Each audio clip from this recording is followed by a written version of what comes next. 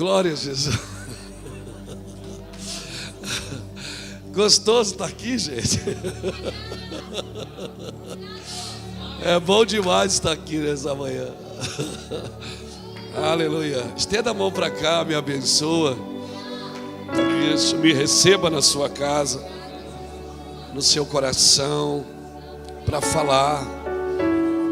Oh, Espírito de Deus.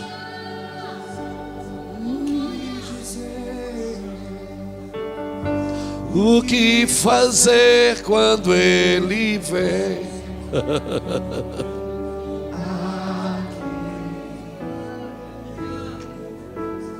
Mais que ser bem-vindo,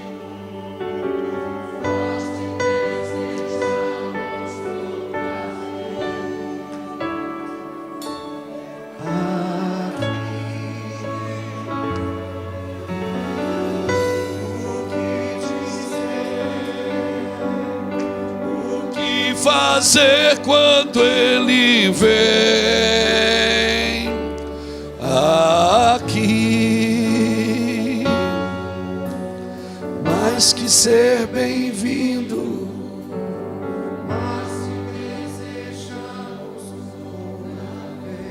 sim, aleluia, glória a Deus. Que bom estar aqui, irmãos.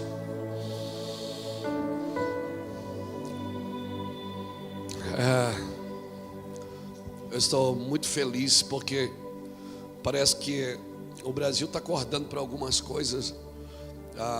Os jovens principalmente estão cansados de shows, de eventos. Está todo mundo querendo Bíblia, né? Você vai nas conferências, assim, eu tenho feito café de pastores lá em Itajaí, que vai é jovem, senta no chão assim com um caderninho na mão, anotando e chorando. Se está todo mundo assim, perdão da palavra pejorativa, de saco cheio de coisas que não edificam, né? A minha Bíblia diz em Apocalipse 21:19 que os fundamentos da cidade do Senhor são de pedras preciosas.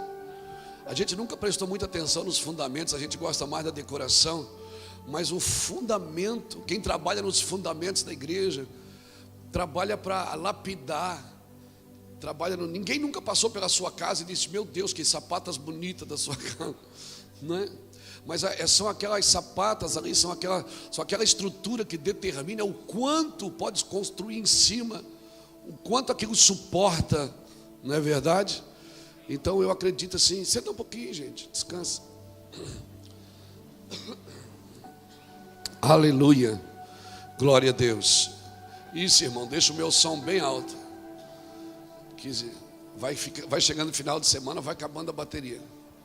E aí a gente começa a gritar quando não se ouve, e aí depois no outro dia está rouco. Eu estou muito feliz de estar aqui. Eu queria ressaltar uma coisa.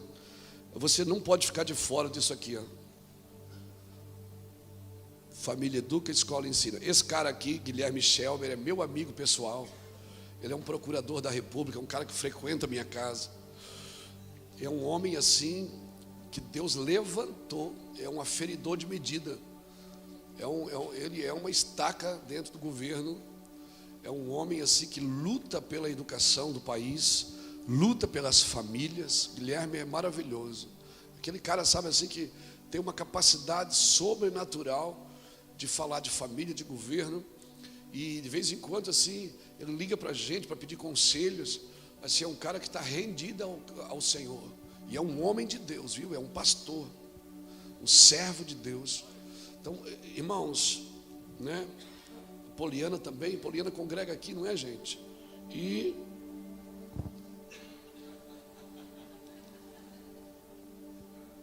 Iolene, é isso? A Iolene não conheço, mas está aqui nesse grupo aqui, é porque é bênção. Mas o Guilherme, gente, o Guilherme é especial. Há uns 2, 3 anos atrás, eu reuni toda a equipe do Mevan e o Guilherme veio passar 2 dias com a gente numa sala só, nós conversando como nós podíamos orar, porque a gente tem que orar especificamente, amém? A gente tem que ser mais focado, mais sucinto, conciso, mais preciso. E eu vejo que o Senhor está regulando a mira da arma, sabe? O Senhor está regulando a mira. E a gente está fazendo coisas pequenas que movimentam coisas grandes. A gente está sendo mais sucinto assim em algumas coisas, e eu estou muito feliz com isso, porque a impressão que dá é que não está acontecendo nada, mas tá, irmão. Daqui a pouco vocês vão ouvir o povo gritando: Saul matou milhares, mas Davi matou 10 milhares. Quando Saul se deu conta, não deu mais tempo de voltar. Quando Saul olhou e disse: meu Deus, Davi, não falta outra coisa a não ser ele governar. Então, assim, parece que não está acontecendo nada, parece que está todo mundo inerte, mas fica tranquilo. Deus trabalha assim mesmo. Deus ama o invisível. Amém? Deus ama o incomum. Deus gosta de se movimentar assim. E eu estou com uma palavra no meu coração. Na realidade, eu não ia pregar isso agora de manhã, né? Na realidade, eu não queria nem pregar de manhã, eu queria ficar dormindo. Vamos ser sinceros, né? Mas, né, tem que pregar, né? Glória a Deus. Então, eu vou trazer uma palavra para os irmãos. Glória a Deus. Mas uma palavra que não foi a palavra que eu preparei para pregar aqui. Essa é uma palavra que eu estou preparando para pregar no café com pastores. Deus me dá uma mensagem por mês, assim, e eu vou diluindo ela o mês inteiro. Então, se você pegar meus esboços, está assim, ó, mês de agosto 2019, mês de julho 2019, mês de...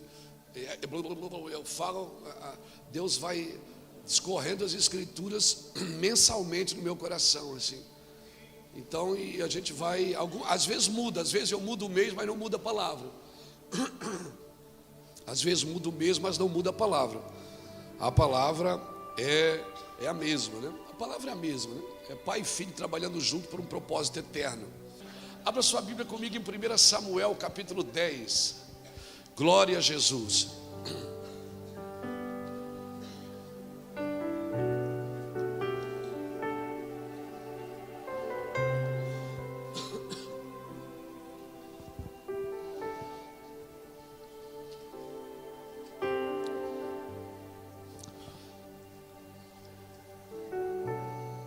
Diante do Pai você não precisa argumentar muito, né? Enquanto você prepara argumento para falar com o Pai está preparando a festa para te receber. Deus não quer argumento não, Ele quer que você relaxe. Não fala nada. Eu não sei quanto a você, mas parece que a minha vida inteira eu vivo num processo de abrir mão. A vida inteira, todo dia eu acordo, não acordo para conquistar nada, eu acordo para abrir mão de alguma coisa. Todo dia. E isso para mim é um discipulado, não tem maior discipulado do que a renúncia. Todo homem de renúncia, toda mulher de renúncia vai viver debaixo de autoridade. Porque a autoridade não tem a ver com posição, a autoridade tem a ver com renúncia. Tem gente que correndo atrás de posição achando que vai ter autoridade. Deus não dá autoridade para quem tem posição, é o contrário, Deus dá posição para quem tem autoridade. Por isso que ele tirou José da cadeia e botou ao lado de Faraó, porque Faraó tinha posição, mas quem tinha autoridade era José. Por isso que quem tinha posição na Babilônia era Nabucodonosor, mas quem tinha autoridade, e homens de autoridade, eles estão sempre descortinando o futuro. Homens de posição trabalham para o momento, mas homens de autoridade trabalham para o futuro. Meu Deus, que palavra é essa? Anota aí para mim. Homens de posição trabalham para o momento, mas homens de autoridade trabalham para o futuro. Pegou? Glória a Deus. Eu gosto disso. Porque Deus não dá autoridade para quem tem posição. Muita gente tem posição. Quando o Egito começou a viver o caos, quem é que se manifestou? Foi quem tinha posição ou quem tinha autoridade? Deus deu até o sonho para quem tinha posição, mas foi quem tinha autoridade que revelou o sonho, que trouxe à existência aquilo que não existe. Então veja bem, num tempo de caos, homens de autoridade, mulheres de autoridade é que vão fazer a diferença. Amém, querido? Quando o Egito começou a ter fome, José abriu todos os celeiros. Então, todo o evangelho que não ensina você a negar a si mesmo não pode ser de Cristo. Nós temos que aprender a negar a nós mesmos. Eu tenho andado no Brasil e tenho visto, Luiz, vem aqui porque nós queremos orar eu queria que você trouxesse esse fogo aqui para a nossa igreja.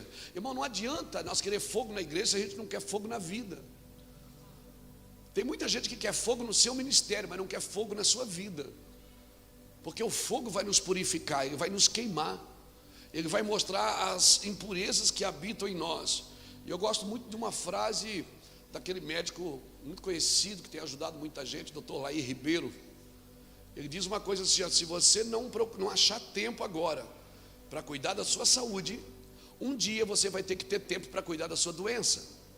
Então, se você não tiver tempo para cuidar da sua saúde espiritual, de buscar a Deus, de viver com Deus e querer só funcionar, um dia você vai ter que parar tudo para voltar a fluir, porque é para isso que Deus nos chama, amém? Então, é muito perigoso. Eu vou falar um pouquinho sobre Saul, eu estou só construindo uma base aqui para a gente. É muito perigoso a gente achar que tudo que acontece de errado na vida da gente é o diabo. Isso aqui é o diabo se levantou. Porque se a gente achar que tudo que é de errado que está na nossa vida é o diabo, a gente vai achar que a gente precisa de libertação e não de arrependimento. Nós precisamos de arrependimento, irmãos. Porque nem tudo que acontece de errado na nossa vida é o diabo, são as nossas decisões. As nossas decisões nos arremetem para coisas difíceis e também envolvem toda a nossa casa.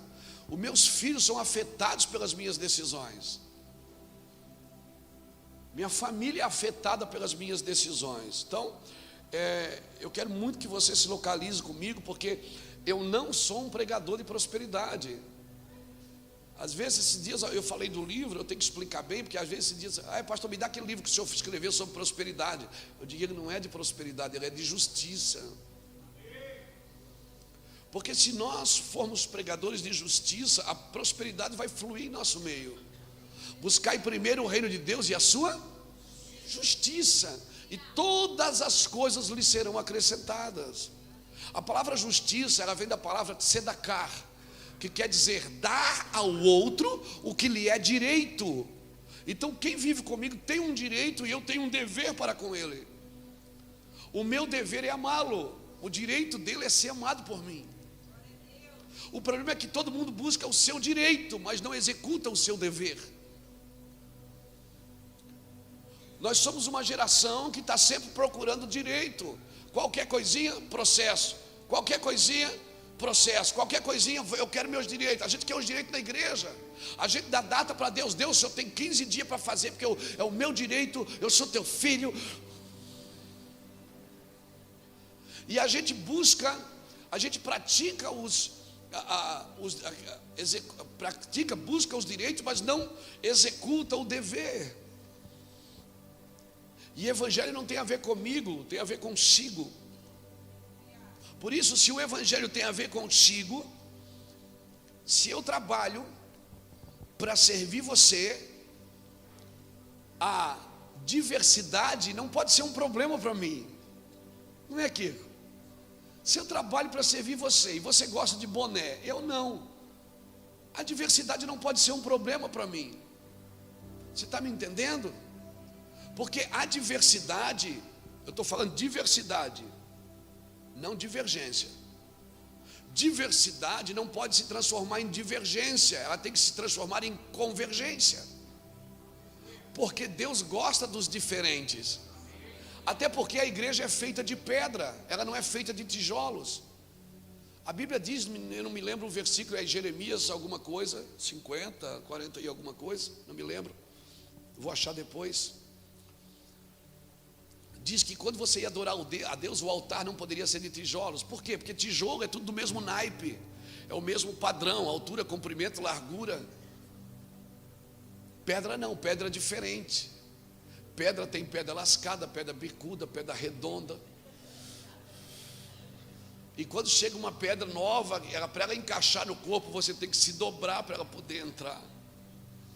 Tijolos não, são todos iguais. E Deus não tem problema com a diversidade, irmão. Deus tem problema com a divergência por causa da diversidade. Então a gente posta uma coisa na internet. Ontem eu postei um evento que a gente teve em São Paulo. Foi assim, teve uma hora que a gente teve que parar, né, Reuel? Foi 10 minutos de glória, as pessoas pulando, dançando. Eu queria pregar e não dava. Pessoas se jogando no chão, dando cabeçada na parede. Eu disse, meu Deus, que lugar é esse, Jesus?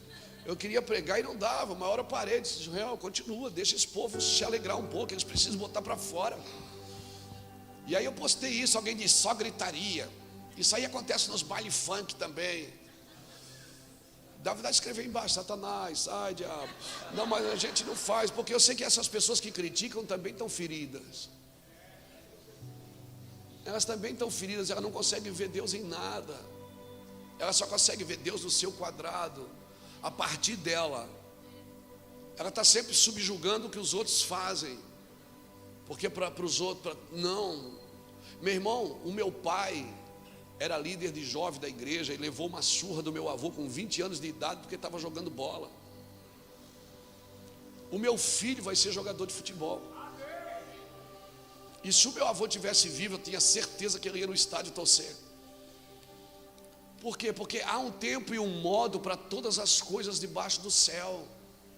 Quando muda o tempo, tem que mudar o modo. Mudou a estação, você muda de roupa. O problema é que você está de 40 graus e está usando casaco de pele. Aí você diz, eu não sei o que está acontecendo. Eu sei. Você não está vendo as estações. 85% da população passa pelo menos 4 horas por dia na internet. Então o nosso campo de ação hoje qual é? O meu avô ia para a praça, dar folheto, eu vou para a internet botar vídeo. Ganhar os adolescentes, ganhar as crianças. Mas daí tem gente, irmão, que senta na frente do computador assim, põe a sua bunda na cadeira, aí vem assim um negócio das trevas, assim, toma ele, e ele vai, eles vão ver quem eu vou perseguir hoje. Verdade, são gente machucada, gente ferida, gente que precisa ser ajudada. Então, por favor, não chame mais os críticos de reformado. É que sou crente reformado. Não, você é um idiota. Você não é reformado. Você é um idiota. Você não sabe o que Lutero fez. Não chame as pessoas porque estão dançando alegres de carnais, porque o Espírito descerá sobre toda a carne. Não chame os acusadores de profetas, que só estão acusando, apontando o dedo. Profeta não era para apontar o dedo, era para apontar o caminho. Não chame os negociantes de ministros. Mude o seu vocabulário se você quer um avivamento. Pessoas reformadas, irmãos, estão trabalhando para a edificação da igreja. Não estão sentadas na frente de um computador, atacando todo mundo.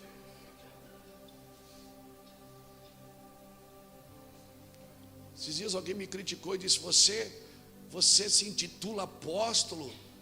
Não existe apóstolo. Eu digo, e você é reverendo. A palavra reverendo significa digno de ser reverenciado. Seu cabeção.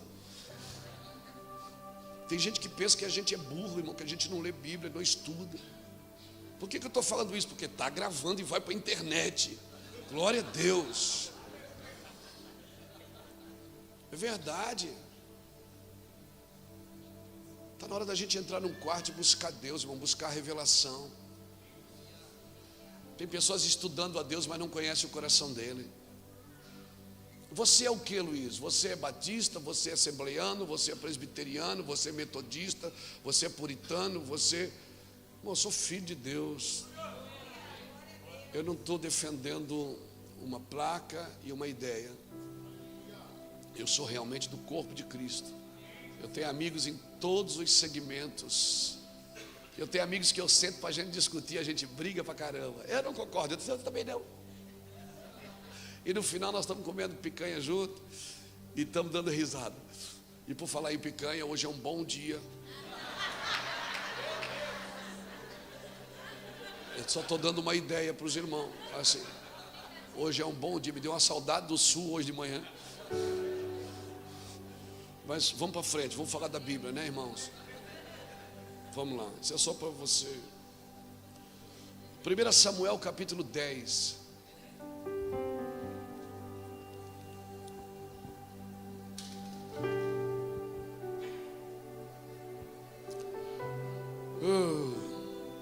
Primeira Samuel 10 diz assim, o versículo de número 5: Então chegarás ao outeiro de Deus, aonde está a guarnição dos filisteus. Entrando na cidade, encontrarás um grupo de profetas que descem do alto. Um grupo de profetas que vem da onde? Do alto.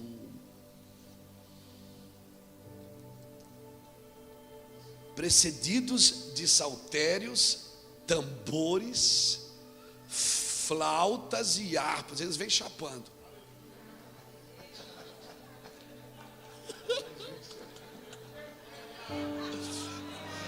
Eles vêm chapando.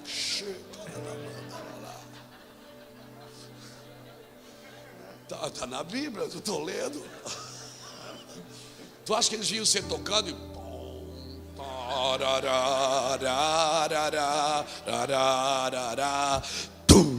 tu acha que eles vinham assim? O cara, quando está cheio de Deus, ele faz o quê?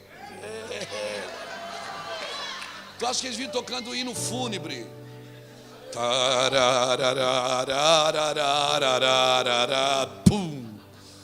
Não, irmãos. Eles estavam descendo do alto, precedidos de saltérios, tambores, flautas e harpas, e eles estarão profetizando. O Espírito do Senhor se apoderará de ti, e tu profetizarás com eles, e serás transformado em outro homem. Quando estes sinais te vierem, faz o que achar a tua mão para fazer, porque Deus é contigo. Descerás adiante de mim a Gilgal, e certamente eu descerei a ter contigo, para oferecer holocausto e sacrifícios de ofertas pacíficas. Mas, aqui é o problema. Mais 7 dias esperarás, até que eu vá ter contigo e te declare o que tu há de fazer. Virando Saul as costas para se apartar de Samuel, Deus lhe mudou o coração em outro, e todos aqueles sinais aconteceram naquele mesmo dia. Uau, uau. Obrigado, Jesus, pela tua palavra. Nós nos submetemos à tua palavra. Querido, muitos dos quadros depressivos, para não dizer todos os quadros depressivos da igreja hoje, são por causa da frustração. E o que é a frustração? É você esperar que Deus fizesse uma coisa do seu jeito e Ele não fez do jeito que você esperava que Ele ia fazer. E para falar em frustração, eu posso usar Lucas 22, quando os 2 homens a caminho de Emaús, Jesus entra no meio e os caras estão tão frustrados que eles cegam. Porque um homem frustrado, ele cega, ele não consegue ver de outro jeito, ele não consegue ver Deus se movimentando de outra forma, é só da forma que ele conhece. Só da forma que ele conhece. Então, o que é a frustração? Frustração é você achar que ia ter um resultado e não teve o resultado que você esperava. E é perigoso, porque a frustração é que alimenta a apostasia dos últimos dias. Porque a frustração, ela vai tornar você duro, não maduro. E certamente, se você ficar duro, você vai se tornar incrédulo. E você não vai acreditar em tudo que você vê. Claro, não deve mesmo. Você deve medir os espíritos. Mas é terrível, irmão. É terrível uma pessoa incrédula. Ela só acredita no seu quadrante, só no seu ambiente. Ela não consegue se mover de outra forma. E quando ela vê uma coisa que foge do padrão que ela está acostumada, ela diz: isso não é de Deus. Isso é muito perigoso, porque além de estar frustrado com você, você começa a julgar quem está ao redor. E você vai criando um ambiente de incredulidade, não mais um ambiente de crença. Então aqueles 2 homens a caminho de Emaús, Jesus entra no meio, fala com eles, eles não acordam. Jesus diz: gente, o que aconteceu? Eles olham para Jesus e dizem: onde é que você estava? Que nem você sabe o que aconteceu em Jerusalém. Eu estava na cruz, seus cabeção. A pior coisa que tem é você não saber quando Jesus está, onde Jesus está. E Jesus começa a dizer: o que é que houve? Eles disseram: a gente achava que era ele que iria libertar Israel dos romanos. E Jesus abre as escrituras no seu coração e diz assim: nécios de coração, vocês não leram nas escrituras que convém que o Filho do Homem padecesse e no terceiro dia ressuscitasse? Mesmo assim eles não acordam. Então chega numa estalagem, quando eles vão partir o pão, Jesus parte o pão, abre os olhos dos dois. Então é no partir do pão que está abrindo os olhos. Quando nós estamos sentando com pessoas diferentes, incrédulas, com pessoas que não acreditam na movimentação que está acontecendo no Brasil, que isso não tem a ver com os pentecostais, com os tradicionais, com os neopentecostais, com os tradicionais ou com os integrais. Isso tem a ver com o que Deus quer fazer. Então você pode ser o que você quiser, se você não acreditar no que Deus está fazendo, ou você participa ou não. Participa, lembra da palavra de ontem? É impossível que isso aconteça, pois Deus disse: pois tu verás com os teus olhos, mas tu não comerás. E foi o que aconteceu com aquele guarda. Ele viu, mas não comeu. Ele foi atropelado pelas pessoas de fé. Ele foi atropelado na entrada da cidade pelos homens que tinham fé para ir buscar o pão. Então deixa eu te falar uma coisa. O Senhor tem uma palavra para nós: os meus caminhos não são como os teus caminhos, né? Então é melhor sempre a gente estar esperando a promessa do que a gente viver a realidade dos fatos. A gente está sempre jogando Jesus ou para trás ou para frente, mas a gente não vive a real. Quando Jesus chega em Betânia, Marta, Jesus diz: Marta, teu irmão vai ressuscitar. Primeiro ela diz assim: Senhor, se tu estivesses aqui, ele não teria morrido. Ela joga Jesus no passado, ela está dizendo: você chegou tarde. Aí Jesus diz: Marta, teu irmão vai ressuscitar. Daí ela joga Jesus no futuro. Ela diz: eu sei, no último dia. Ele diz: não, sua doida, sua cabeçona, eu estou aqui agora, eu sou a ressurreição da vida. Nós temos dificuldade de ver Jesus no ambiente, no momento. Nós tratamos Jesus na terceira pessoa. Nós vamos na igreja para receber uma bênção, porque nós não acreditamos que Jesus pode conviver comigo dentro do carro, dentro do trabalho, porque lá fora eu sou secular, né? Essa secularização grega, né, criou dois homens: um homem que vai na igreja, que é espiritual, e um homem que é secular, que trabalha. Hoje lá em casa são 3 pastores, mas se você perguntasse alguns anos atrás para minha mãe, ela ia dizer: quantos filhos você tem, Rose? Ela ia dizer: eu tenho 3 filhos, 2 trabalham e 1 é pastor. Que é verdade, ela falava. Mas ela falava porque era a forma que ela entendia, né? Porque afinal de contas a gente não faz nada mesmo, né? Glória a Deus. Então a gente secularizou, a nossa mentalidade é secular. A gente pergunta: o que é que você faz na vida secular? Não existe vida secular, existe na sua cabeça. Você é um ser de Deus em qualquer ambiente, para transformar qualquer ambiente. Você é um empresário de Deus, você é um médico de Deus, você é um político de Deus, você em qualquer ambiente. É você que quer criar um ser secular, que você não precisa prestar conta com Deus no que você faz na sua vida secular. Então você só presta conta com Deus no dia do culto,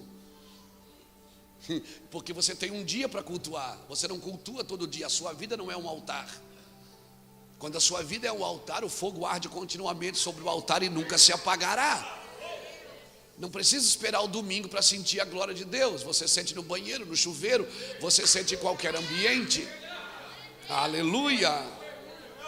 Eu tenho o costume de, quando tomo banho, eu sempre levo o meu som para o banheiro. Eu levo meu som e boto uma música e fico lá me lavando e chapando. De vez em quando ainda se chega, eu estou com o joelho dobrado debaixo do chuveiro chorando. Eu já recebi grandes mensagens debaixo do chuveiro. Aleluia. Depois eu me estrepo um pouquinho para pagar a conta de energia, mas isso é um outro detalhe. Agora é tudo no gás. Glória a Deus. Então, irmãos, a gente não tem uma vida secular. Amém? Vamos perder essa secularização gospel que a gente criou. A gente é um ser de Deus em qualquer ambiente, porque nós criamos um lugar para buscar a Deus. Por que aquele homem estava caído no chão, o sacerdote passou de largo e o levita passou de largo? Porque na concepção, na cabeça de um sacerdote, de um levita da época, o que acontece fora do templo não é problema meu. Mas por que o samaritano parou e ajudou? Porque o samaritano não adorava no templo. Ele ia no monte.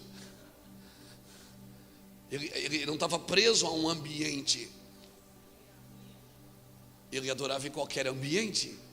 Então qualquer pessoa caída em qualquer lugar era um problema dele, sim.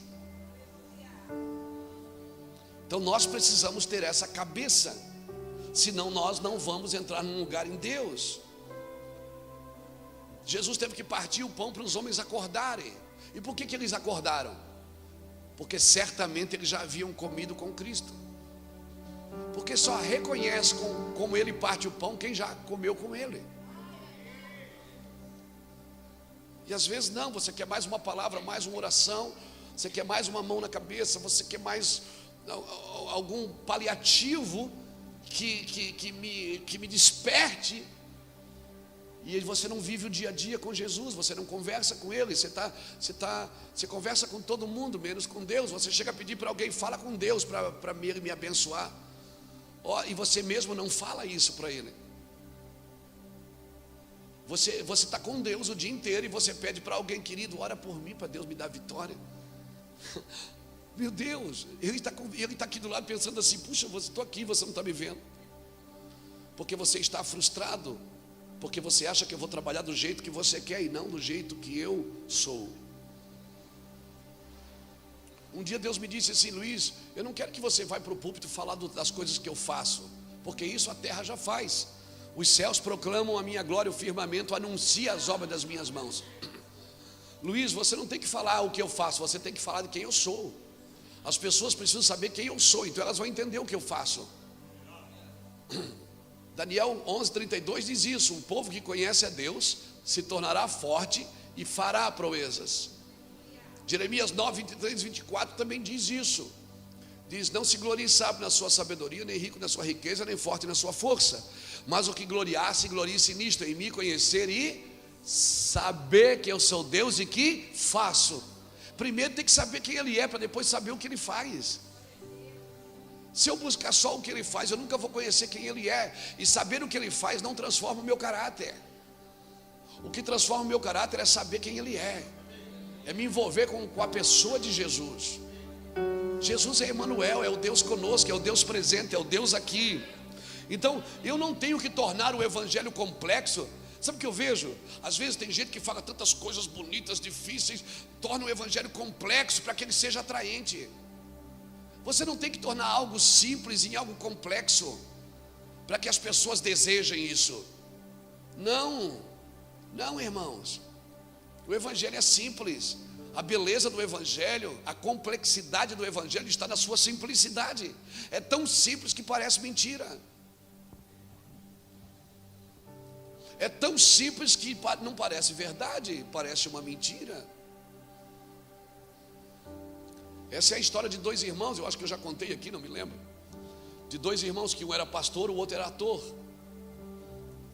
E os dois se separaram de criança, né? Um foi estudar, fazer arte, e o outro foi estudar no seminário para ser pastor. E um dia os dois se encontraram numa cidade, ou seja, né, na mesma cidade que o irmão tinha a igreja, o outro veio fazer uma peça de teatro. E aí eles se encontraram num restaurante e disseram, poxa, a gente podia aproveitar melhor o nosso tempo. Aí o cara disse, por que você não vai no meu teatro amanhã? Ele disse, eu vou no seu teatro no sábado, se você for no meu culto no domingo.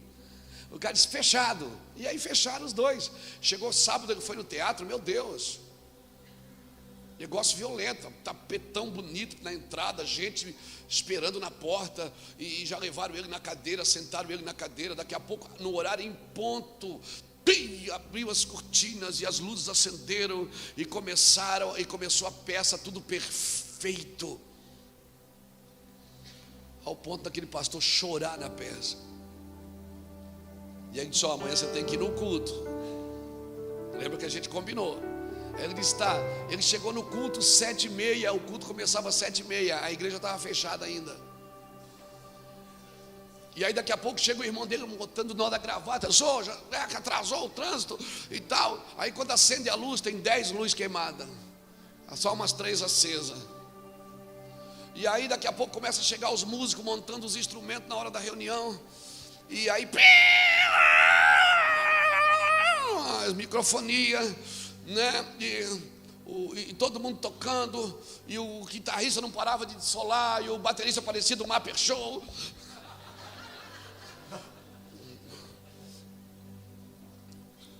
E aí ele pregou e tal. E o cara foi no banheiro, não tinha papel higiênico. E foi uma luta. Aí acabou aquela desgraça. E aí os dois conversaram no final. O artista do teatro disse: rapaz, eu já sei qual é a diferença da gente, do meu trabalho e do seu. Eu disse: qual? Ele disse: é porque eu trabalho com uma mentira e você com uma verdade. Eu trabalho com uma mentira, mas eu trabalho tão bem feito que fica parecendo uma verdade. E você tem uma verdade, e vocês trabalham tão mal que parece uma mentira. Vocês têm uma verdade eterna, mas o funcionamento de vocês é tão ruim que fica parecendo uma mentira. Você está entendendo o que eu estou tentando dizer? Nós temos uma verdade simples, a gente não precisa empolgar ela para que ela seja complexa. Eu não estou dizendo para você botar tapete, eu não estou dizendo para você acender luz, eu não estou dizendo para você botar máquina de fumaça, porque tudo isso não substitui a glória de Deus. O que faz a igreja complexa é a presença do Pai. Amém. Eu já tive lugares que não tinha lugar para um microfone, era um megafone, mas a glória de Deus estava lá. A glória de Deus estava lá. A gente foi substituindo as coisas. A glória saiu, a gente encheu a igreja de luz. A fumaça da glória não veio, a gente comprou uma máquina. Nós estamos tentando copiar quem, irmãos? A glória de Deus. Eu tenho que falar de Saul. Então, muitos de nós estamos construindo algo para o Senhor, mas nós temos que ler a planta para ver se a planta foi exatamente como Deus mandou. Mas eu não concordo, mas não é a planta. Então, vai fazer do seu jeito em outro lugar. Essa é a planta. Irmãos, eu sou pastor de uma igreja, do ministério hoje que está em 27 países, com mais de 1000 igrejas no Brasil ligadas. Nós temos uma aliança com essa casa aqui. Então nós estamos construindo junto muitas coisas, mas tem uma planta só. Porque alguém disse: pastor, mas se eu quiser fazer do meu jeito, pode, mas você não vai poder fazer aqui, porque aqui tem uma planta, e eu tenho que respeitar essa planta. Então eu prefiro perder um amigo do que perder a planta. Porque a obra de Deus não é feita por afetos, ela é feita por propósitos. Teve uma hora que Abraão teve que chamar Ló e dizer: Ló, cara, tá difícil, a gente não está mais comungando. Por que eu estou falando isso? Porque essa casa tem uma palavra. Tem uma palavra para essa cidade, tem uma palavra para essa nação. Eu tenho falado para o Cristiano, quando ele diz assim, que cada vez que eu estou perto, parece que ele perde alguma coisa. É porque realmente eu acredito nesse seminário. Irmãos, a nossa vida é uma vida de renúncias para que a gente possa alcançar a Cristo. Então eu tenho por valor todas as perdas para que eu possa alcançar a Cristo. Se você olhar para a vida de Abraão foi perdendo. Deus mandou ele sair da família, sair da casa do pai. Depois ele perdeu Ló. Deus mandou ele abrir mão de Ismael. Depois Deus mandou matar Isaac. Chegou uma hora que Deus disse: Abraão, é nós. Você entendeu. Por isso você é o pai da fé. Você está disposto a abrir mão de qualquer coisa, de qualquer pessoa. Eu sei que tudo que você fez, você ama, mas você está disposto a soltar qualquer que comprometa a minha voz no seu ouvido. Você está me entendendo? Porque nos próximos dias Deus vai falar coisas fortes com você. Pastores, empresários, nos próximos dias Deus vai falar coisas fortes com você. Ele vai dizer: abre mão daquilo, abre mão disso, abre mão daquilo. E você vai dizer: não, está amarrado. Você vai ter que abrir mão. que você ouça Cristo. Deus não está mandando desprezar, Deus não está mandando abandonar, Deus não está mandando negligenciar suas responsabilidades, não é isso. Mas vai ter coisas que você vai ter que soltar no seu espírito. Amém, querido? Se você ler o capítulo 10 de 1 Samuel, você vai ver que Saul já havia sido ungido rei, mas ele não podia ser um rei sem um ambiente profético. Tem muita gente que tem posições na obra de Deus, mas ela não tem um ambiente profético. Irmão, a igreja é profética. Você está me entendendo? Saul já tinha sido ungido rei, mas Samuel falou para ele: você vai encontrar alguns profetas que estão descendo do monte com saltérios, com harpas. Ele deu outros sinais, mas esse sinal para mim é o mais importante de todos, porque foi esse sinal que o Senhor disse: quando você estiver profetizando com eles, você será transformado num outro homem. Ou seja, você já pode ter o título, você já pode receber o reconhecimento das pessoas, você já pode estar numa posição privilegiada. Saul já tinha sido ungido rei, Samuel já tinha ungido a cabeça dele. Só que o Senhor estava dizendo para ele: se você não respeitar o momento profético, você vai ser um rei para o momento. E foi exatamente o que aconteceu. Saul reinou por 40 anos em Israel, diz Atos capítulo 7, mas com a presença de Deus só 7 dias. Ele reinou 39 anos, 358 dias sem Deus. Ele precisava do ambiente profético. Não adianta, você pode ser um estudioso das Escrituras, se você não entrar, não receber no seu espírito um ambiente profético, você vai trabalhar para o culto de domingo, você não vai trabalhar para a volta de Jesus. Quando Noé começou a construir a arca, não estava chovendo. Noé não construía a arca porque chovia, ele construía porque ele recebeu uma palavra. Ele estava construindo algo por aquilo que viria. Agora tem uma coisa: quando você está construindo algo por uma palavra, a impressão que você tem é que você é doido. Você tem essa impressão, eu já tive. Eu disse: Deus, eu estou errado, fala. Ele diz: não, continue. Continue. Quando você constrói, quando você trabalha por algo profético, você trabalha e não faz sentido. As pessoas começam a dizer: que velho doido, que isso, que é isso que ele está fazendo? Vai acabar o mundo. Vai acabar, vai vir um negócio, Deus vai fazer algo aqui. A Bíblia diz que Noé, enquanto construía, ele era um apregoeiro de justiça. Ele trabalhava na obra, mas ele pregava justiça para o povo. Ele trabalhava naquilo que era profético, mas ele não se libertou da justiça, ele não se negligenciou a justiça. Essa é a palavra certa. Ele não negligenciou a justiça. Por quê? Porque ele era um apregoeiro de justiça. Ele não era só um engenheiro naval. Ele estava lá construindo, mas de vez em quando ele parava quando alguém vinha criticar ou vinha. Então ele era considerado como um velho louco, 100 anos trabalhando por uma palavra que ele ouvia. Eu fico imaginando os filhos de Noé se reunindo, dizendo: será que o pai não está bem? Será que não é melhor a gente levar o pai no médico? Que ele está fazendo uma coisa, meu Deus, a gente está trabalhando aqui há 20 anos, e ele disse que ainda faltam uns 80.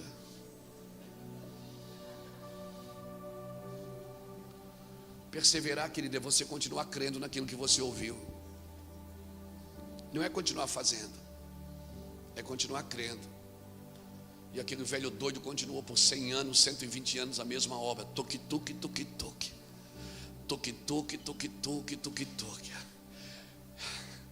Eu acho que é por isso que quando ele saiu da arca, ele plantou uma vinha e tomou um porre. Ele disse: eu estou doido, eu tenho que dar uma aliviada, eu estou muito carregado. É por isso que ele tomou um porre. Ele disse: não, eu não aguento, vai ficar um ano dentro dessa arca com esses bichos tudo, com a minha família gritando. Meu Deus, esses meninos tudo gritando, tá doido? Eu disse: não, Deus, me dá um relaxamento aí, me dá uma luz. Está amarrado, não vai fazer isso não, faz isso não. Hoje tem o Espírito Santo, que você vai: não vos embriagueis com vinho onde há contenda, mas enchei-vos do Espírito Santo. Pegou? Então Noé está 100 anos construindo uma coisa que ele ouviu uma vez. Ele não ia no culto todo domingo para Deus confirmar. Ele não ligou para ninguém para Deus confirmar. Ele não parou na frente de ninguém e disse: libera uma palavra de vida para mim. Ele não disse: ô pastor, libera uma palavra de vida.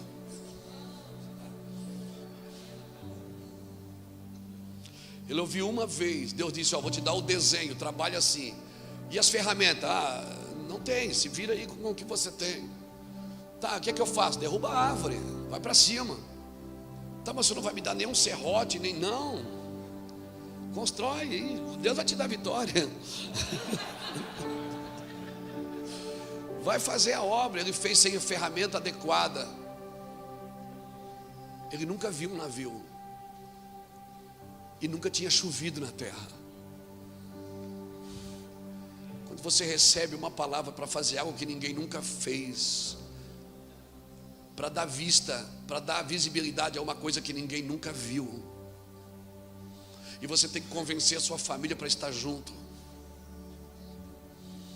Imagina os meninos de Noé todo dia acordados: meu pai, vamos pai, vamos trabalhar. E quer saber de uma coisa? 4 casais entraram na arca, e nos 100 anos que eles construíram a arca, não nasceu nenhuma criança ali dentro. Não nasceu nenhuma criança nos 100 anos. Naquela casa não nasceu bebês. Por quê? Porque eles estavam trabalhando em algo coletivo. E quando você milita em algo coletivo, Deus não permite você gerar em causa própria. A Bíblia diz que depois que eles saíram da arca, Deus disse: agora Deus deu os filhos e filhas para eles. Porque agora cada um ia cuidar da sua vida. Mas quando você está em algo coletivo, você não tem que cuidar só do seu ministério, só da sua igreja, só do seu gueto. Não tem. Eu tenho uma igreja, eu pastorei uma igreja com 3.500 membros. Tem domingo que eu estou na Europa, dentro de um apartamento com 15 pessoas. E pasmem, eu comprei a minha passagem para ir lá. E a igreja tem 3.500 membros no domingo. Todo mundo me leva para jantar depois. Todo mundo quer me dar uma oferta. Todo mundo quer me dar uma camisa da Dudalina. Já me deram carro, casa. E Deus diz: deixa tudo aí. E vai. Uma igreja apostólica, ela não trabalha para encher cadeiras, irmãos. E eu fico com a palavra do apóstolo Cristiano. Quem sabe tem um Billy Graham aqui hoje. Quem sabe tem algum jovem, alguma jovem aqui que vai fazer. Quem sabe tem uma Harry Baker aqui hoje, que vai para a África alimentar crianças. 15 mil crianças por dia. Quem sabe tem uma Aimee Mike Persson aqui hoje. Quem sabe tem um Jonathan Eduardo. Porque uma palavra que pode mudar a sua vida para sempre. Uma palavra mudou a minha vida para sempre. Quando um pastor estendeu o dedo e ninguém quis pegar, eu fiquei de pé e disse: é minha essa palavra. Peguei ela e levei para um quarto e deixei que ela me gerasse. Sim, eu vou te falar, quando você receber uma palavra, você vai precisar de um ambiente profético. Noé era doido, sim, até o dia que choveu. No dia que choveu, todo mundo começou a dizer: o que é isso? Meu Deus, o que é isso? Aquele velho estava certo. Todo mundo correu para a arca, mas não deu mais tempo, porque Deus fechou a porta por dentro. Você está me entendendo? Como é que é? Eu ia chamar Tatuapé, não é Tatuapé, Taubaté, irmão. Você está me entendendo, Taubaté? O que Deus está falando? Pegue as palavras que ecoam na eternidade. Numa reunião profética, as palavras são liberadas. Pega, é minha. Essa aqui é minha. Isso aqui é minha. Deixa as pessoas, deixa os internautas te chamar de louco agora, te chamar de doido, de carnal, de desequilibrado. Deixa os infernautas falar o que quiserem. Você está ouvindo, está fazendo, está trabalhando de acordo com a palavra que você ouviu. Sim, recebe essa palavra e diga: essa palavra é minha. Enche-me até Transbordar. Tu és o Deus céu, o Deus Emanuel. Enche-me, enche-me até transbordar.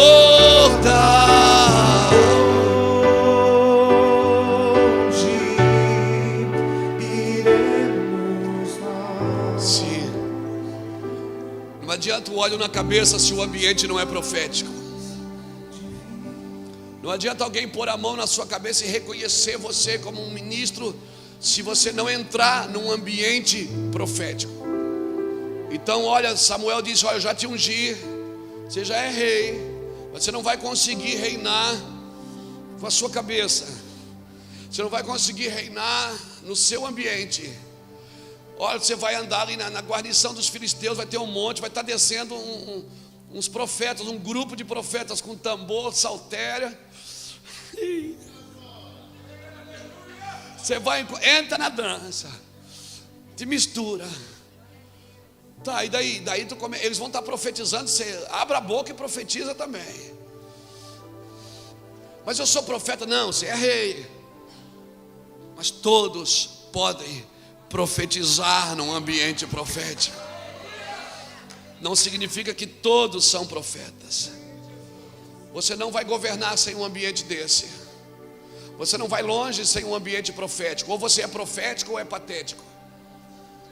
Ou você trabalha por aquilo que está por vir, ou trabalha para encher cadeira no domingo.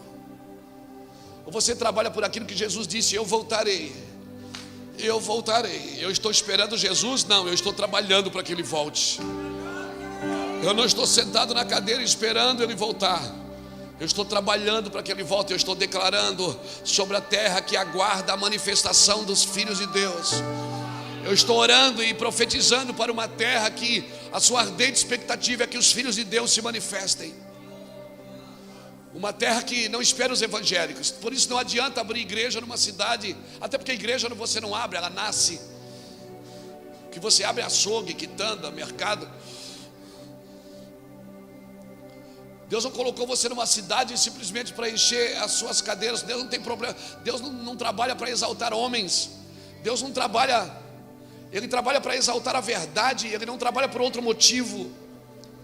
Deus não tem compromisso com denominações. Deus tem compromisso com o seu corpo. Porque é muito possível uma denominação não estar executando a obra do corpo de Cristo. E quando você tiver que perder membro da sua igreja para que eles entrem na missão de Deus, e aí?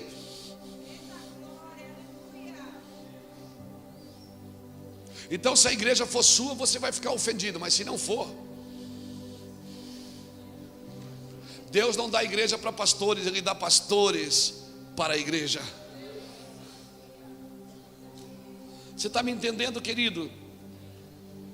Então, olha Samuel, olha Saul. Você vai encontrar os caras ali, profetiza.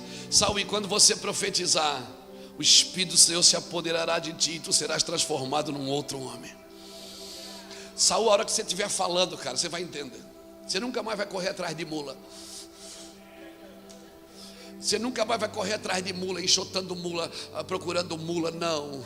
Porque se você for profetizar e as coisas começarem a acontecer, as ovelhas te seguirão. Elas vão atrás da voz, porque a ovelha ouve a voz do seu pastor e a segue. Essa é a diferença de Saul e Davi. Davi apacentava ovelha, Saul apacentava mula. E mula você vai atrás enxotando, ovelha não, você vai na frente e elas seguem.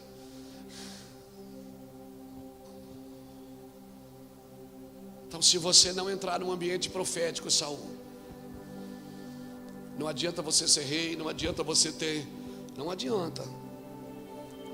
Mas se você profetizar, o Espírito do Senhor virá sobre ti, você será transformado. E quando você for transformado, aí você pode fazer o que vier na sua mão para fazer. Não é o que você quer, é o que vier na sua mão para fazer.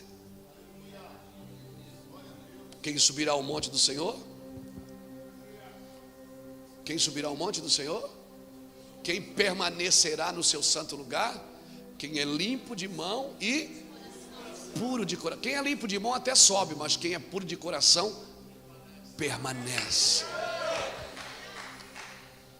Por isso, não invista nos habilidosos, invista nos leais.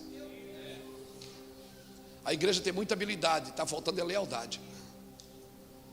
Salmo 78, verso 72 diz assim: e Davi governava Israel com a integridade de coração e com a habilidade das mãos. Ele tinha duas coisas: integridade de coração e habilidade das mãos. Então, Deus não investe em habilidosos, Ele investe em leais. Ele dá habilidade para os leais, mas não significa que Ele dá lealdade para os habilidosos. Lembra quando Moisés botou a mão no seu peito? Deus chamou ele para o ministério, ele disse: não vou. Daí uma hora Deus: põe a mão no teu peito. Ele pôs a mão no peito. Quando ele tirou a mão, tinha lepra. Porque como estiver seu coração, assim vai estar seu serviço. Deus não quer o seu serviço, Ele quer o seu coração. Filho meu, me dá o teu serviço. Não, é filho meu, dai-me o teu coração. Então põe a mão no coração de novo e aí ela fica pura. Então, a produtividade do meu serviço não está na minha habilidade de funcionar. A produtividade do meu serviço está na pureza de depender. Na pureza de depender de Deus. A produtividade do meu serviço não está só na habilidade de funcionar, está na pureza de depender. Então você pode aprender tudo aqui fora, como conduzir a igreja, mas a igreja não é uma empresa. A igreja tem um cabeça. Você tem que perguntar para o cabeça, não é para o diretor de marketing, não é para o gerente. Por isso, cuidado. É o cabeça que faz a igreja funcionar. Lembra em Juízes 13, quando a esposa de Manoá, o anjo chegou para ela e disse: tu vais ter um filho. Ela era estéril, ela não podia ter filho, ela já estava envelhecendo. O anjo disse: você vai ter um filho. Ela correu para Manoá, seu marido, e disse: marido, um homem apareceu para mim ali e disse que eu vou ter um filho. Manoá disse: se for de Deus, ele vai aparecer de novo. E se ele aparecer, você me chama. Ele apareceu de novo, ela disse: espera aí. Foi lá, chamou Manoá. Manoá chegou para o homem e disse: é verdade, você falou com a minha mulher que a gente vai ter um filho? Deus vai dar um filho para a gente, é verdade? É, Deus vai dar um filho, e esse homem, ele vai libertar Israel dos filisteus. É verdade isso mesmo? É verdade. Aí Manoá solta a pérola. Ele diz assim: aí quando o menino nascer, como a gente cuida do menino? Porque se é o céu que está me dando, é o céu que vai me ensinar. Eu não quero cuidar de uma coisa do céu com a habilidade da terra. As coisas do céu você cuida com a pureza do céu. Se prepare, afie as suas espadas. Vai ser o azeite. Não adianta apresentar lâmpada, Deus quer ver o azeite. Não é a lâmpada que te põe para dentro, é o azeite. E o azeite você não extrai de pessoas. Por isso que quando aquelas nécias viram que não tinham azeite, pediram para as outras: dá-nos do teu azeite. Ela disse: não, esse azeite você vai comprar. Você está acostumado a comprar.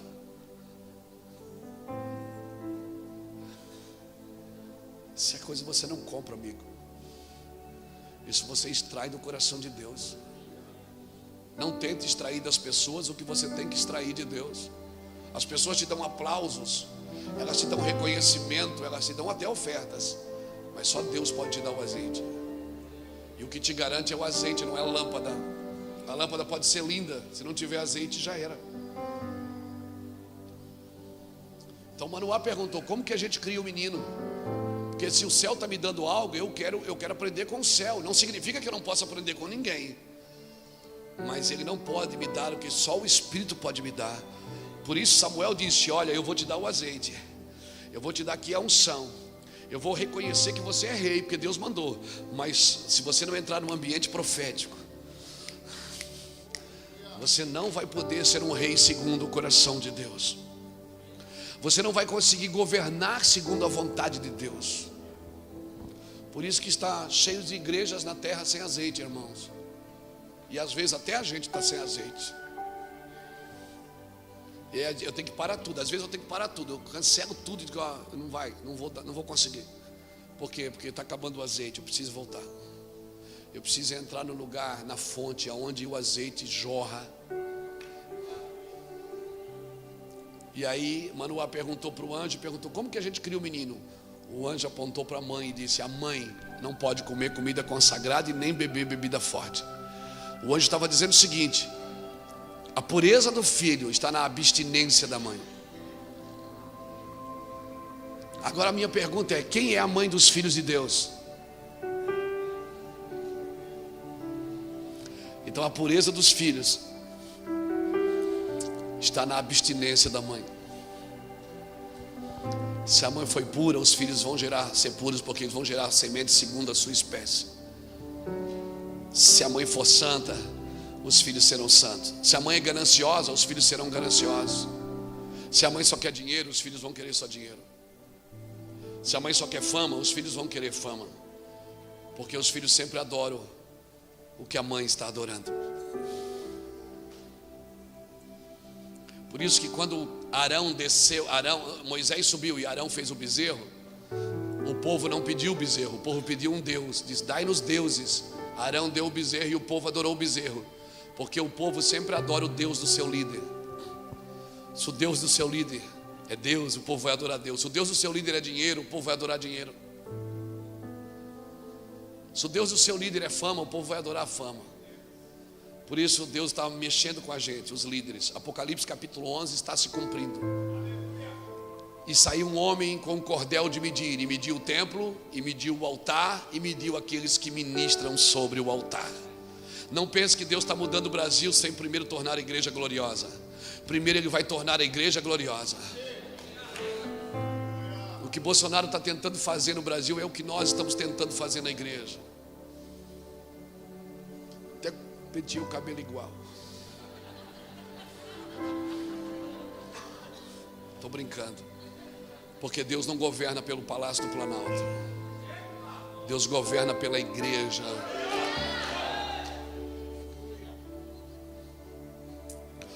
Os reis é que iam buscar a profecia nos profetas. Não eram os profetas que iam buscar a profecia no rei. Olha aqui para mim. Davi conseguiu escapar de Saul, mas de Natã não. Nenhum rei vai escapar da profecia, nem você, presidente, se você não se prostrar a ela.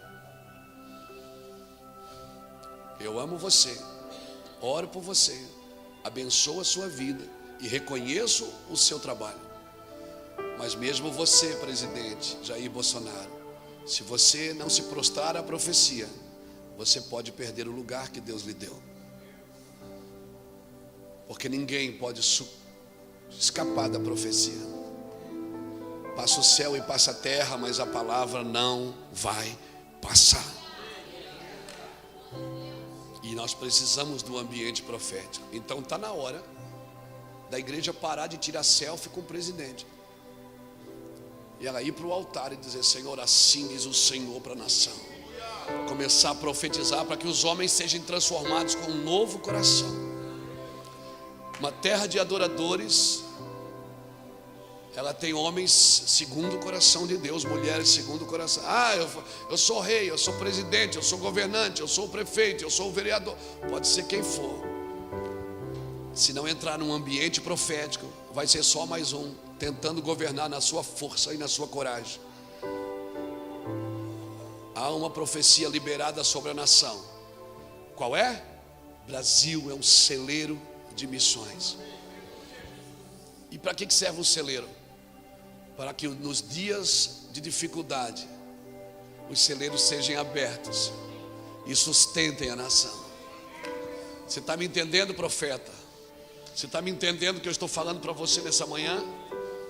Pegue isso no seu espírito. Amém? Tudo que Jesus fazia não era para mostrar o que ele podia fazer, mas era para revelar quem ele era. Quando Jesus multiplicou os pães, o que é que ele estava dizendo? Eu sou o pão da vida. Quando ele ressuscitou os mortos, o que é que ele estava dizendo? Eu sou a ressurreição da vida. Quando ele fazia milagres, o que é que ele estava dizendo? Ele estava revelando a sua natureza. O dom que Deus te dá, os dons que Deus te dá, revelará quem Ele é através de você, ou não. Quando Deus pede uma oferta, vamos fazer uma oferta? Vamos. O que Deus quer revelar em você? Ele quer o seu dinheiro ou quer revelar em você um homem doador, um homem generoso? Todo o movimento de Deus é para revelar. Quando Deus pede a Abraão, Abraão me dá Isaac, ele queria Isaac? Não, ele queria Abraão. Porque se ele tem um pai, tudo que está debaixo daquela mão, ele terá tudo. Por isso você vai ver numa igreja muito mais mulheres do que homens. Porque se um homem converte numa casa, a probabilidade da casa toda se converter é maior. Você está me entendendo? Então, querido, quando ele pede uma oferta, ele quer revelar o que você é um semeador, o semeador que está aí dentro. Amém?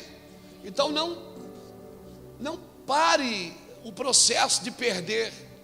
Não pare o processo de abrir mão. Eu não vou dizer nem perder, essa palavra é feia. Mas assim, abrir mão. Amém? Abra comigo Hebreus capítulo 11, versículo 11.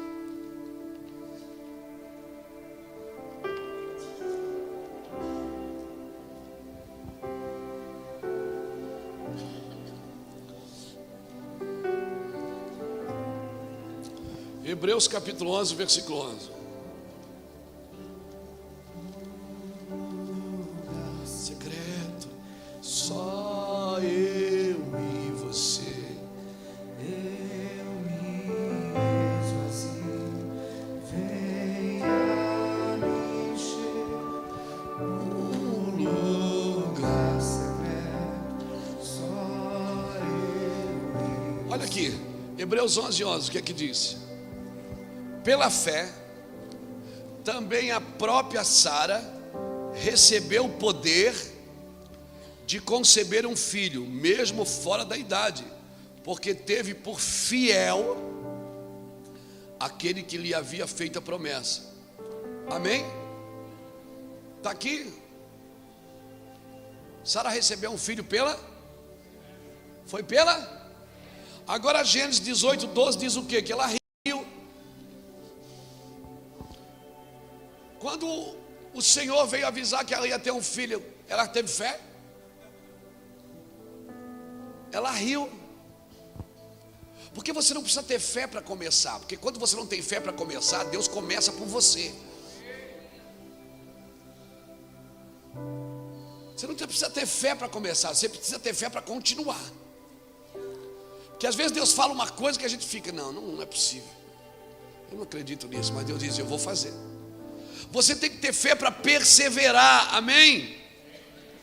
Se você não tem fé para começar, Deus começa por você. Mas se a sua fé vai se aperfeiçoando no caminho, Deus não contabiliza a incredulidade do começo. Tem muita coisa que você fez no começo, você tinha fé para fazer? Não tinha. Então, o que eu quero dizer com isso? Que você precisa perseverar no que você está ouvindo. Foi o que não aconteceu com Saul. Deus disse, você vai ser transformado num outro homem, faz o que tiver a tua mão para fazer, mas, esse mais é terrível, desce a Gilgal e me espera 7 dias, que eu vou descer e vou sacrificar contigo. Deus, pronto, os 7 dias de glória do ministério de Saul durou só 7 dias. Depois foi só perturbação e enfado. Por quê? Porque ele parou de ouvir a Deus. Ele parou de ouvir a Deus. E quando você para de ouvir a Deus, você vai parar na mão. Ele foi ouvir a necromancia.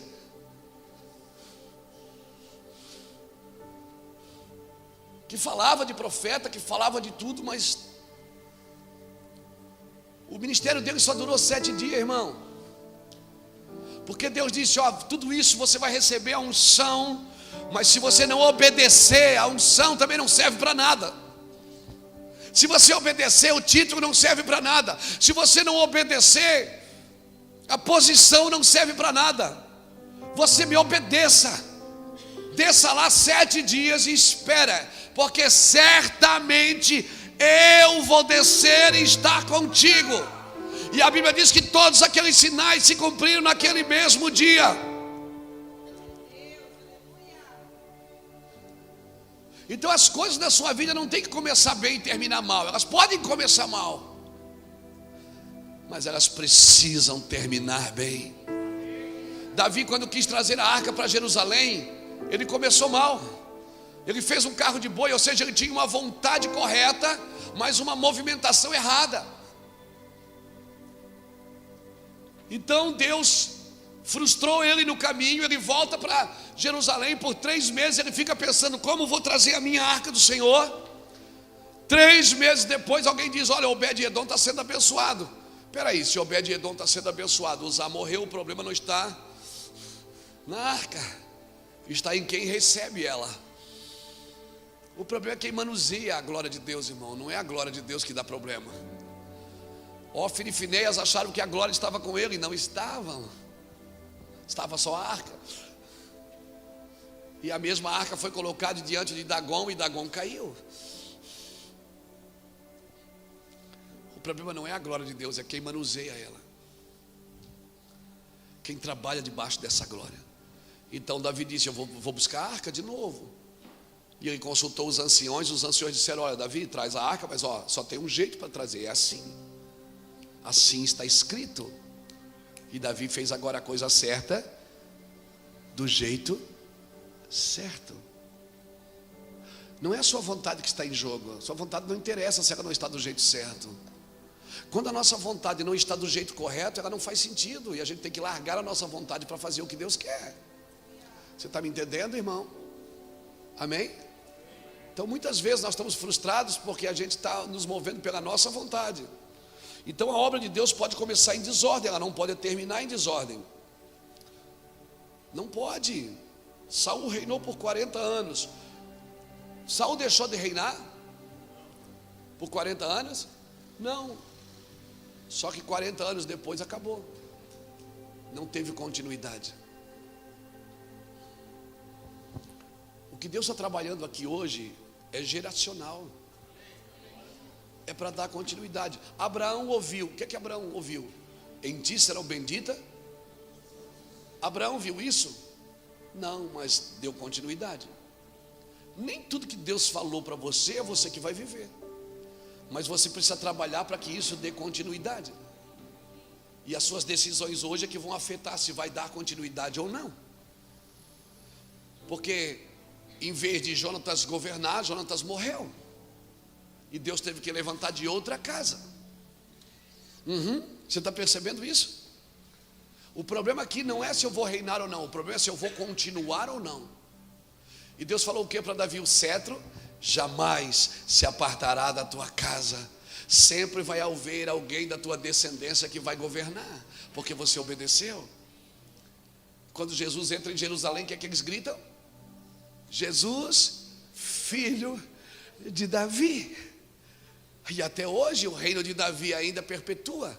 E por últimos dias Deus vai levantar a tenda de Davi que está caída. Aleluia.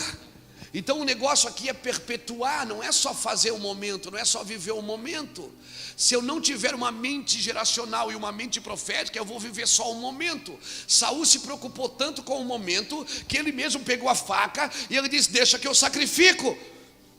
Porque para Saul importava era o reino, não o sacerdócio. Não adianta ter reino se não tem sacerdócio. Hoje o Brasil tem casas de oração por todo lugar, mas nem todos são sacerdócios de oração. Tem casa de oração, mas não tem sacerdote de oração. Porque virou moda ter casa de oração. Pessoas estão fechando igreja, abrindo casas de oração. Mas se você fizer da igreja uma casa de oração, você não precisa mudar. Se você fizer daqueles membros que estão ali toda semana fazendo campanha para ganhar alguma coisa, se você fizer deles sacerdotes de oração, aleluia. Você está me entendendo? O negócio aqui é continuidade. O que Saul perdeu não foi o trono, foi a continuidade dele. profetizou com os profetas, estava na unção, mas não obedeceu. Não obedeceu. Nós temos dificuldade de dar continuidade, de passar para outro. E daí deu 7 dias. E Saul está lá. E aí Samuel não chega, e Samuel não chega, e Samuel não chega. E o povo vai se dispersando. Um vai comer cachorro quente, o outro vai comer coxinha, o outro vai fazer alguma coisa. E aí eles ficam, Saul fica, cara, tem alguma coisa errada aqui. Não, dá a faca. Não, mas o senhor não pode, o senhor é rei. Não, eu posso, eu estou na unção. Eu tenho ministério, Deus me chamou. Não, mas esse não é o seu trabalho, rei. Esse é o trabalho do sacerdote. Não, que isso? Para. Sou ungido. Tem unção, eu dancei com os caras, tudo. Estou debaixo da nuvem. Tem um ministério. Esse é o problema. É você achar que o que você carrega é seu. Agar, quando ela percebeu que ela estava grávida de Abraão, ela começou a destratar Sara.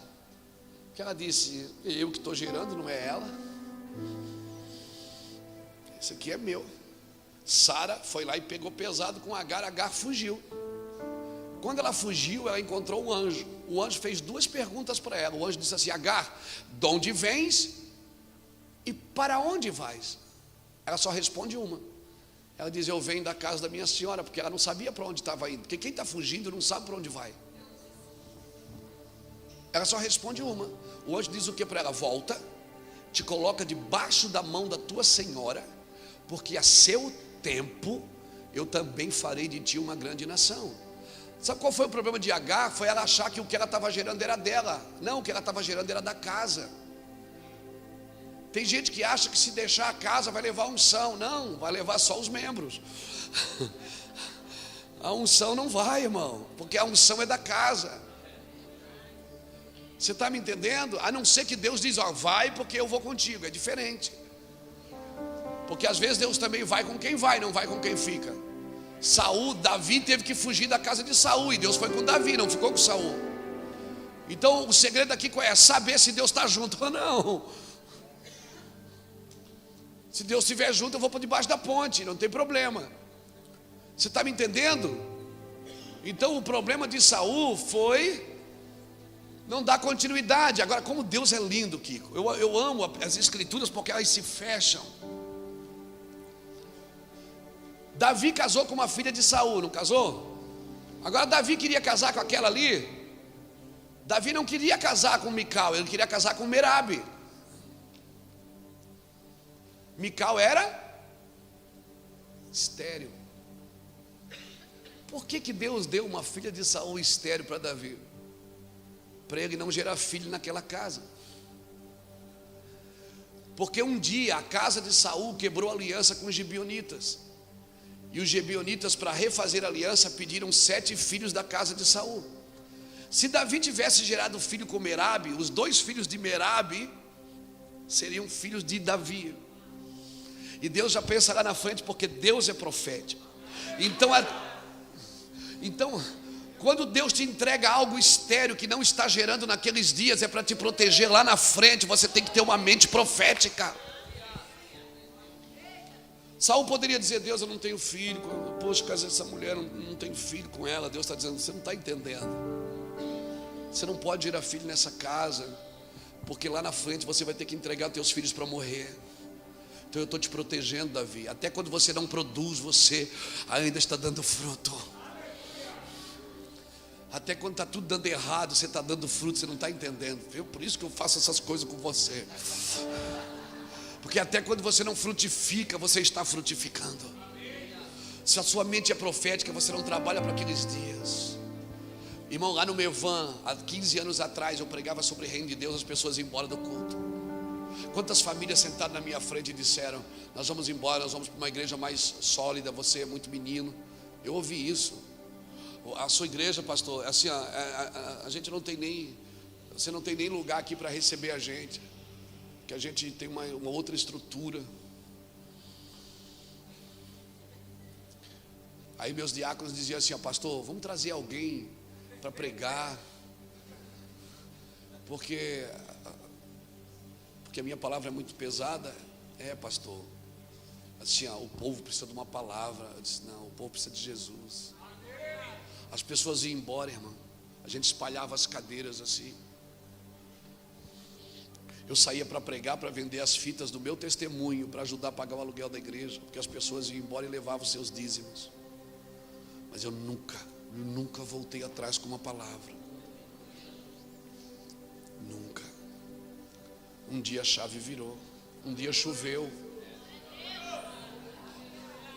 Um dia choveu. Hoje nós temos 3 cultos no domingo, fica a gente na rua esperando acabar um para começar o outro. O Brasil inteiro vai lá em Itajaí. Eu vendo 50 mil reais de livro por semana. Na internet, nos eventos, que mantém 86 pessoas em tempo integral. Nós temos 32 funcionários na igreja com carteira assinada só para manter a estrutura aberta, que abre 8 da manhã e fecha meia-noite todo santo dia. Gente do Brasil inteiro vai lá. Por favor, não negocie a palavra que você ouviu. Entra num ambiente profético. Se Deus falou que vocês podem ser uma terra de adoradores, trabalhem e invistam nisso. Isso não é um monopólio de vocês. Não façam disso um monopólio, senão vocês se perdem. Deus só usa vocês como um botão para que alguém aperte. Você é só o start, o botão. Hoje lá em Itajaí tem igrejas que já são muito mais estruturadas do que a nossa. Tem um menino lá que Deus está levantando. Meu Deus, mas como Deus usa aquele menino. A igreja dele cresce. Às vezes tem membro da nossa igreja que diz, pastor, estou indo lá congregar lá. Vai, querido, vai mesmo, não tem problema não. Deixa Deus trabalhar. O meu chamado é para o mundo. Fui chamado para o mundo. Meu púlpito é o mundo. Então entenda isso, cara. Se você está debaixo de uma unção profética, descansa seu coração. Você só não pode negociar, é a palavra que você ouviu. Espera. Não faça nada com a sua mão para segurar as pessoas perto de você. Quem estiver fazendo alguma coisa para segurar as pessoas perto, vai perder Deus e vai perder as pessoas, vai perder a família. E vai terminar a sua vida com uma espada na mão, sozinho. Não negocie a palavra. Não negocie. O profeta disse, espera, eu vou descer com você. Não, mas eu sou o líder. Você é o líder, mas você já viu que todo o rei na Bíblia que tentou fazer o trabalho do profeta, Deus matou ele? Lembra Uzias que entrou no incensário com incenso na mão, que achou que poderia acender incenso no lugar dos profetas, morreu leproso. Olha para Saul. Porque o sacerdócio é mais importante do que o reino. Saul nunca foi buscar a arca por 40 anos. Davi, a primeira atitude dele no ministério, no seu governo, o primeiro dia de governo, a pauta era, vamos buscar a arca de volta, porque para mim o sacerdócio é mais importante do que o reino. Eu não vou reinar sem sacerdócio. Não reine sem sacerdócio, querido. Quero deixar essa palavra no seu espírito. Amém? Seja alguém de continuidade. Diga para alguém, seja alguém contínuo. Diga assim, tem uma doutrina de emancipação. Diga para ele. Tem uma doutrina de emancipação. Solte. Olha aqui para mim. Lázaro. Quem é que ressuscitou Lázaro? Mas quem desatou Lázaro? Jesus ressuscitou Lázaro, olhou para a igreja e disse, desatai-o e deixai-o ir. Você não pode desatar as pessoas da morte e atar elas em você. A Bíblia diz que Lázaro foi desatado na cabeça, nas mãos e nos pés. A cabeça fala de governo, as mãos falam de funcionamento e os pés falam do id. Desatai-o e deixai-o ir. Tem uma doutrina de emancipação. Irmão, Daniel capítulo 2, não precisa ler não. Nabucodonosor teve uma palavra. Ele recebeu um sonho, lembra? Ele sonhou e ele viu uma estátua, não viu?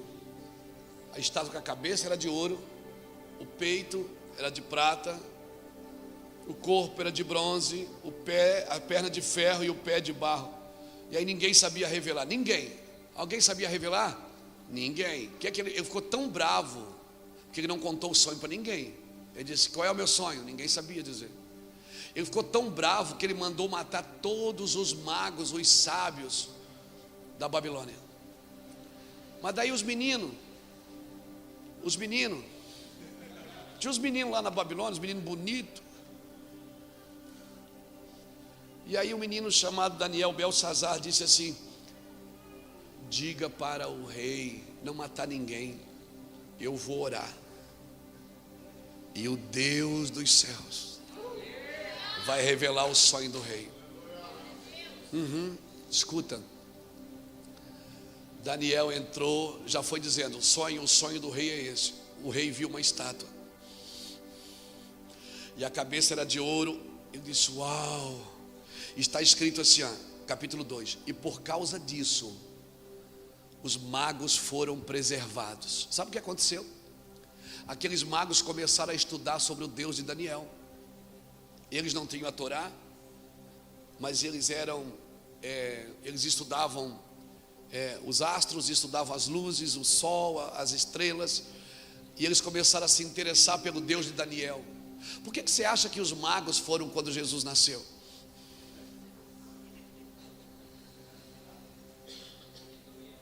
E os sacerdotes não. Os sacerdotes tinham a Torá, tinham a profecia na mão. Os magos não tinham nada.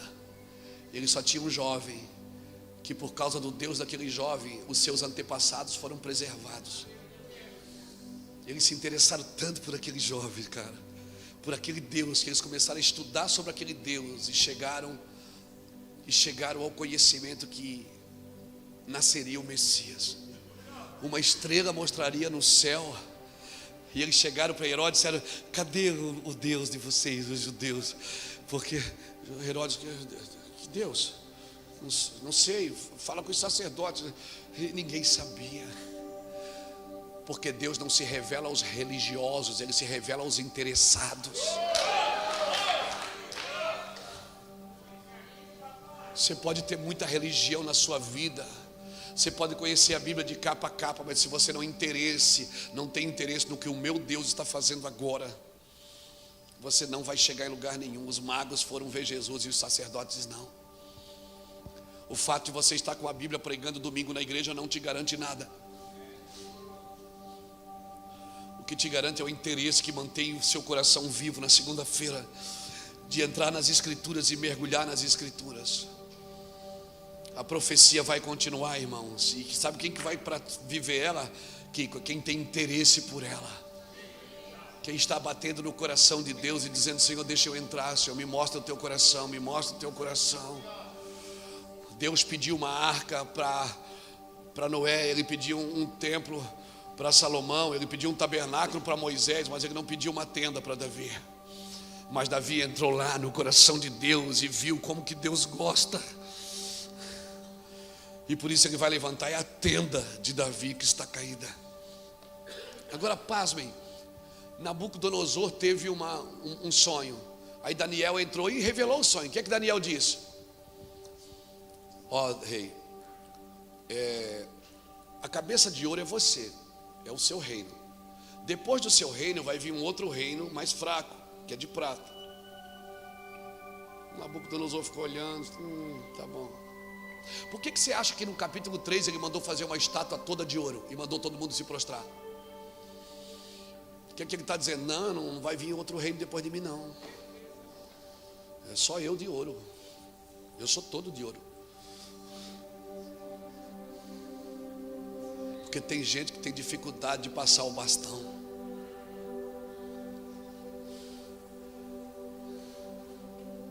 Cria-se um paliativo para que os outros adorem. Tem gente que não tem uma doutrina de emancipação. Quando ele ouviu Daniel falar: peraí, quer dizer que a cabeça de ouro, depois de mim vem outro? Não, eu vim para ficar, meu amigo, não vai vir outro não.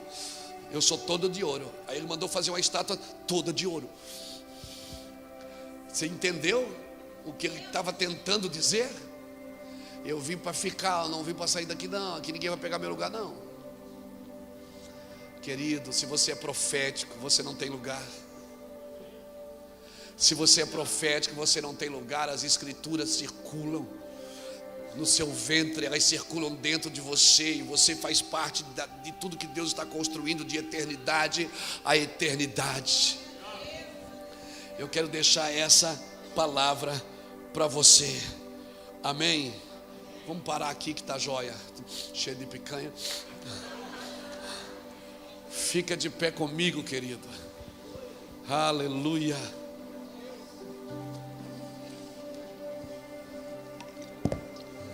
O teu amor está ganhando forma, Deus. Está me formando em você. Ei. O teu amor está ganhando forma. Teu amor está ganhando forma. O teu amor está ganhando forma em mim.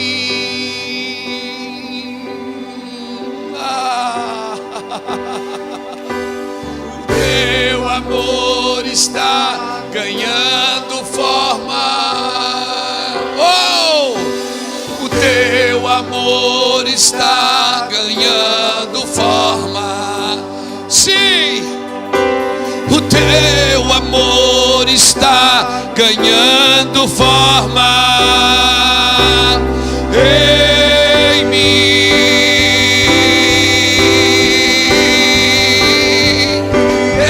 Eu vou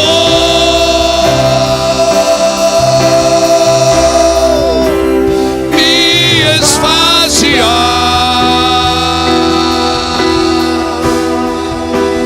pra você.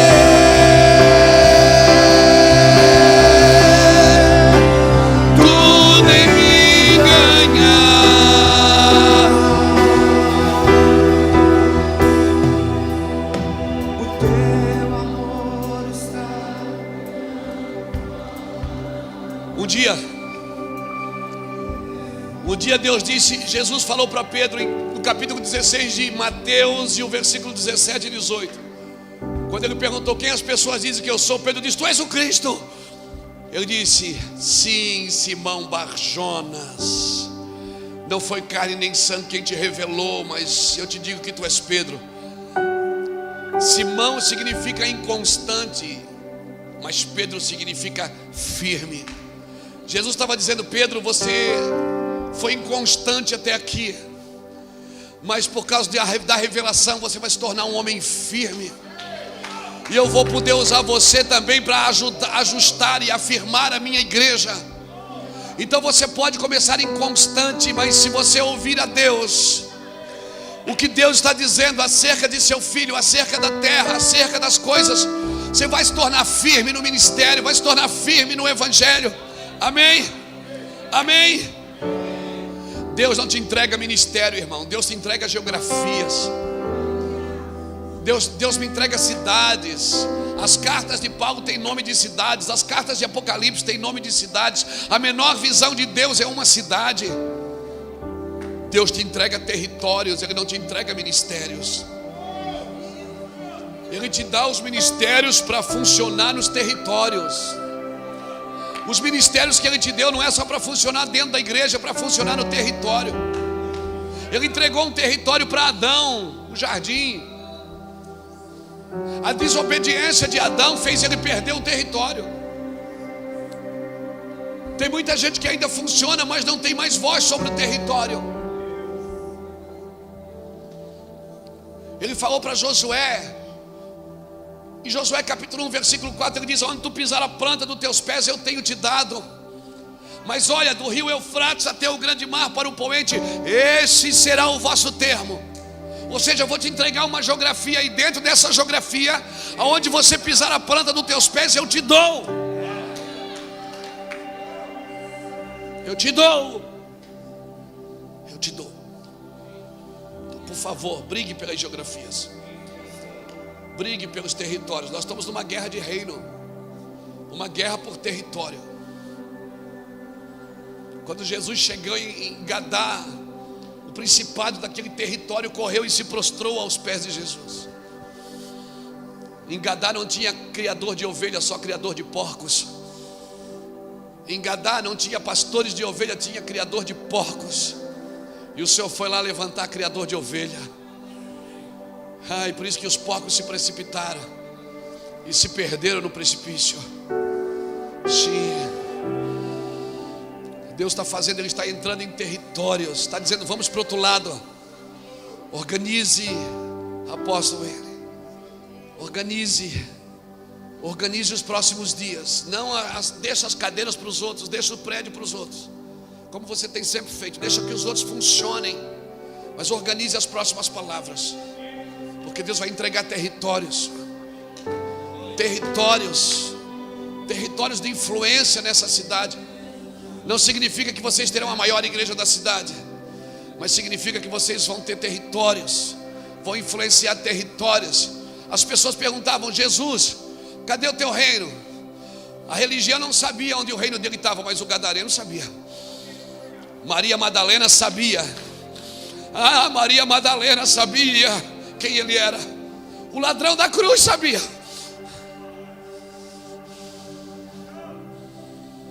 Talvez a religião mede você pelo tamanho do seu ministério, mas Deus sabe o tamanho do território que Ele te entregou. Esse território precisa de insígnias, precisa de generais, sim. Precisa de alguém que está uma mentalidade profética. Então eu vou te falar, está descendo uma profecia sobre essa terra. E eles estão descendo com tambor, com saltério, com harpa. Ei, quando você sentir que a profecia entrou, comece a profetizar, porque tu será transformado num outro homem, numa outra mulher. Essa terra vai precisar disso. Chega, vem para cá para frente, vem para cá, vamos terminar. Ei!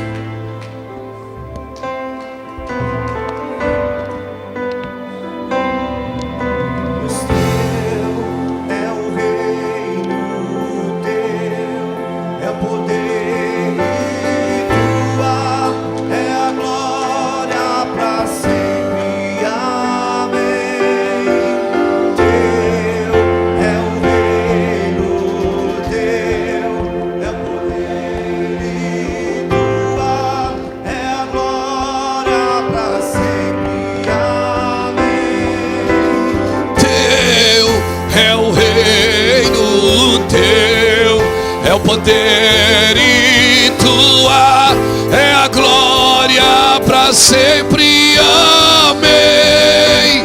Teu é o reino, teu é o poder e tua é a glória para sempre, amém.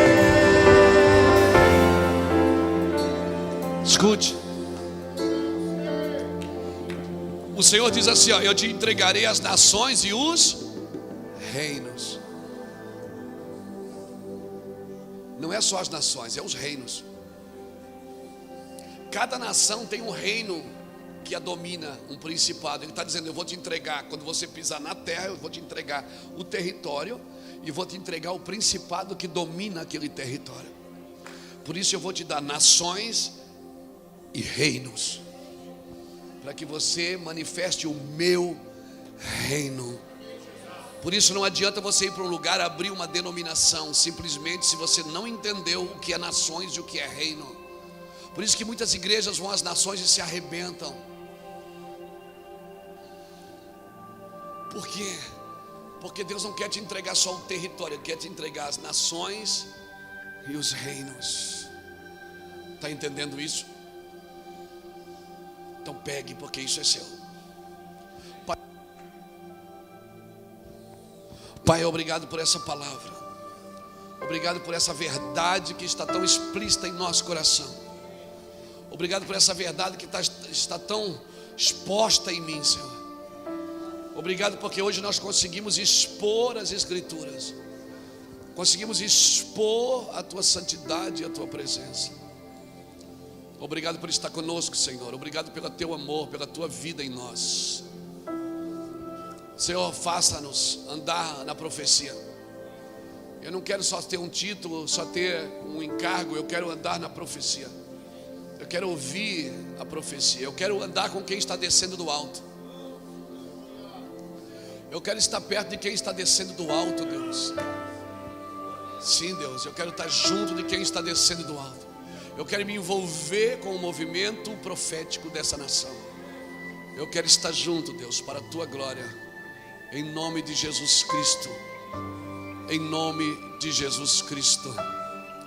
Receba essa palavra no seu espírito, querido. E é isso mesmo que está acontecendo. É uma indigestão. Eu louvo a Deus por isso, porque é isso, Deus mexe no nosso interior. Deus mexe nas nossas entranhas. A palavra profética, ela... Às vezes você não sabe o que está acontecendo. Diz, meu Deus, eu era para estar alegre, gritando, chorando. Mas é assim mesmo. Apocalipse 10:10 diz que quando o anjo entrega o livrinho para João, ele come, na boca é doce. Mas quando desce amarga, irmão, dói, fere. Mas tem uma cura para isso. No verso 12 de Apocalipse 10 diz assim: convém que tu profetizes outra vez. Convém que tu coloque para fora de novo. Convém que tu diga, bota para fora. Declare sobre a terra, ministre sobre a terra. Fale com ela e ela te ouvirá. Fale com a terra e a terra te ouvirá. Levante suas mãos, aplauda ao Senhor. Obrigado, Senhor Jesus.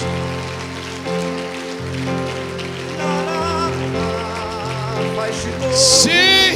Faz de novo. Faz de novo. Sim. Faz de novo.